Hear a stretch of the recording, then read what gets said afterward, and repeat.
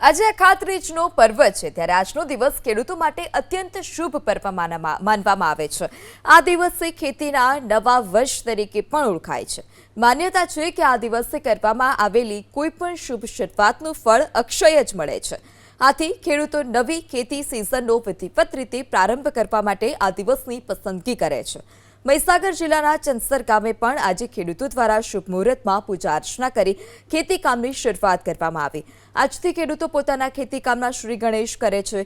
મહીસાગર જિલ્લાના ચંસર ગામે પણ ખેડૂતોએ શુભ મુહૂર્તમાં ખેતીમાં વપરાતા ઓજારોની વિધિવત રીતે પૂજા કરી। પરંપરા મુજબ ખેડૂતોએ સૌપ્રથમ પોતાના બળદની પૂજા અર્ચના કરી।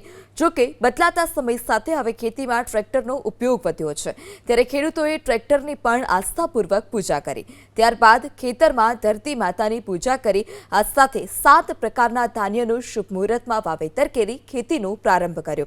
આ પ્રસંગે ખેતરમાં ખાતર નાખવાની સાથે સાથે આખું વર્ષ ખેતી માટે પાણી ઉપલબ્ધ રહે તે હેતુથી જળનું સિંચન પણ કરવામાં આવ્યું। ખેડૂતોએ ભગવાનને પ્રાર્થના કરી કે આગામી વર્ષે મેઘરાજાની મહેરબાની રહે, સારો વરસાદ થાય અને ખેતીનો પાક મબલક ઉતરે, જેથી આખું વર્ષ સુખ સમૃદ્ધિમાં વીતે।